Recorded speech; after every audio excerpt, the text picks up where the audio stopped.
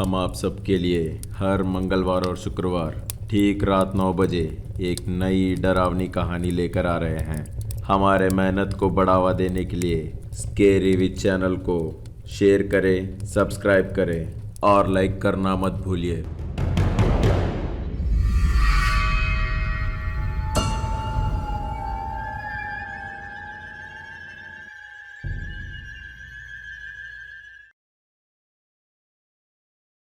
Count number 25 बोला उसने। उसका नाम अगोरा था। फिर से वही गेम खेलते हुए उसके सामने इंसान को मार डाला। तुरंत बाहर आने वाले स्पिरिट को बंदी बना के एक कांच के बोतल में डाल दिया। वो कांच के बोतल में रहने वाला स्पिरिट इधर उधर हिल के शांत हो गया।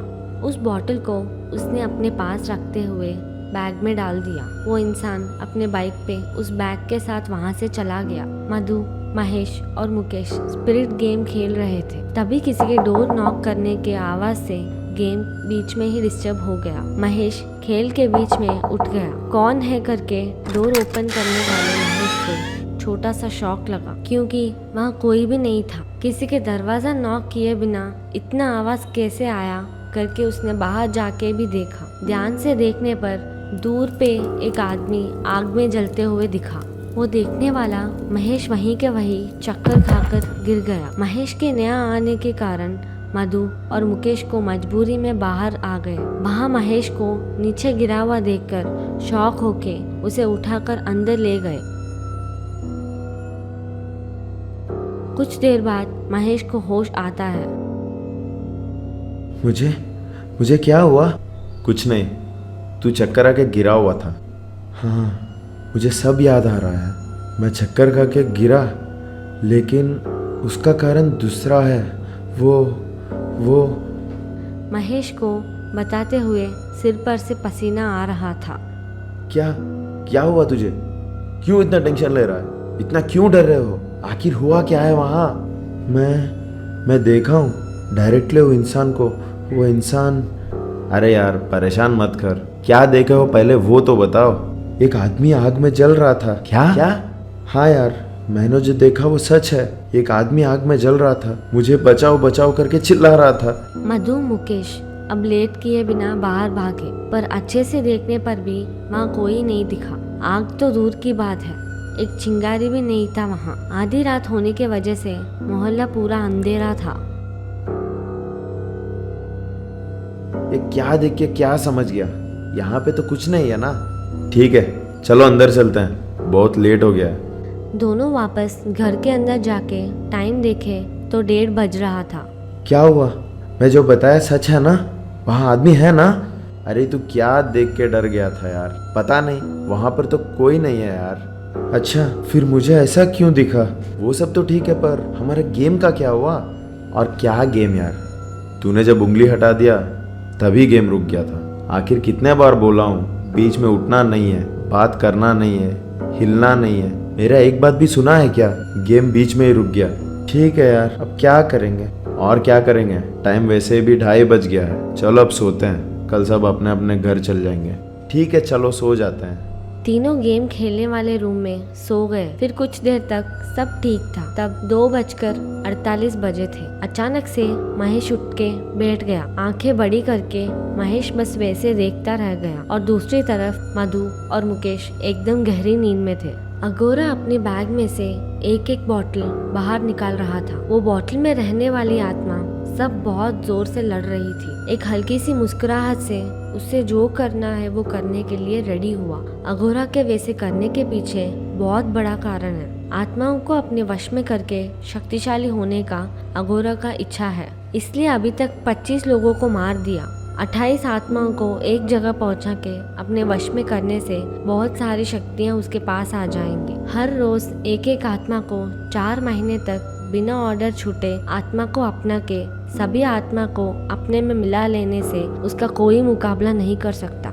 इसलिए अघोरा ने उस स्पिरिट गेम को अपना सहारा बनाया। पैसे दिलाऊंगा करके सामने वाले को मना के उन लोगों को रंगोली में उतार के उसके पास रहने वाले शक्तियों से मार के आत्मा को एक बोतल में डालना अघोरा का दिनचर्या है।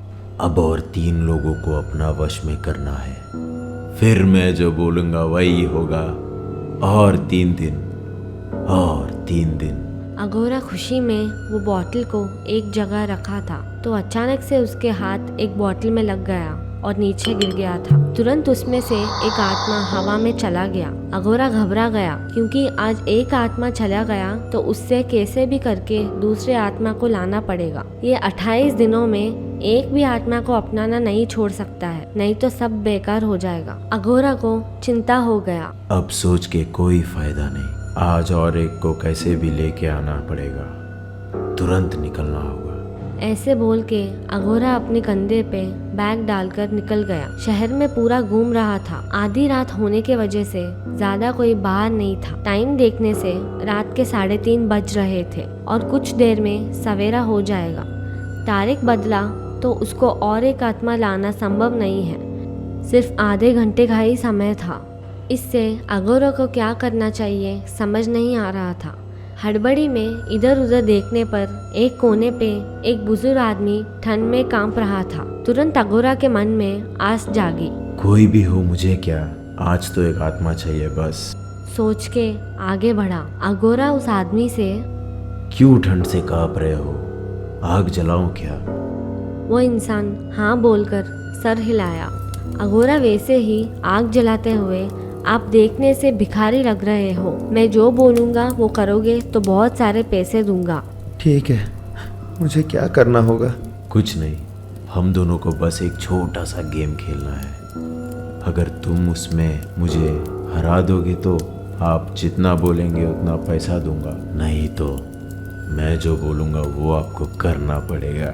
ओ हाँ, बिल्कुल करूँगा। क्या करना है बताओ? कुछ नहीं, पासा गेम खेलना है। उससे पहले मैं भूख से तड़प रहा हूँ, मुझे कुछ खिला दीजिए। इसका पेट भर जाएगा तो मेरा बात क्यों सुनेगा? ऐसा भूख से ही खिलवाता हूँ, बाद में चाहिए तो खिला दूंगा। पहले ये गेम खेलो, उसके बाद एक दिन क्या, तुम्हारा जिंदगी भर बिल्कुल भूख नहीं रहेगा। ठीक है, शुरू कीजिए। अघोरा और वो इंसान दोनों पासा खेल ध्यान से खेल रहे थे। सही समय के इंतजार करने वाला अघोरा वो आदमी के खेल ध्यान से खेलना होने के बाद अघोरा जो करना चाहता था वो सोचा, पर इतने में ही अघोरा जो सोच नहीं सकता वो हुआ। तब से ठंड से भूख से परेशान होने वाला इंसान चक्कर खाकर गिर गया। अघोरा जो भी सोचा सब बर्बाद हो गया। अब क्या करना है समझ नहीं आके परेशान हो गया। जान बची है कि नहीं देखा अघोरा, पर तब तक बहुत देर हो चुकी थी। महेश उठ के घर में इधर उधर घूम रहा था और बहुत ध्यान से सोए हुए मधु और मुकेश को देख रहा था। फिर क्या हुआ पता नहीं, उस तरफ मुड़कर सो गया। महेश उठ के धीरे से किचन में गया।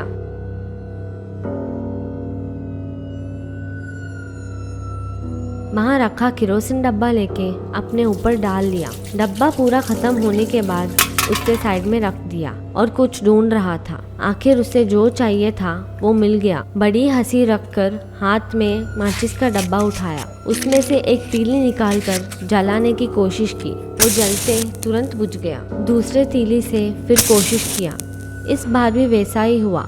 ऐसे करते करते 1 2 3 सारे माचिस जला के बुझ गए।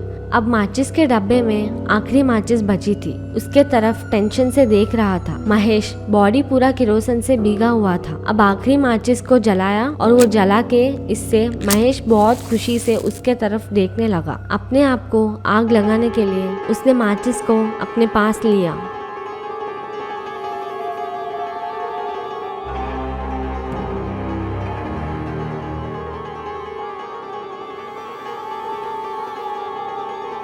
अगर हमारे वीडियो अच्छा लगा तो लाइक करना मत भूलिए।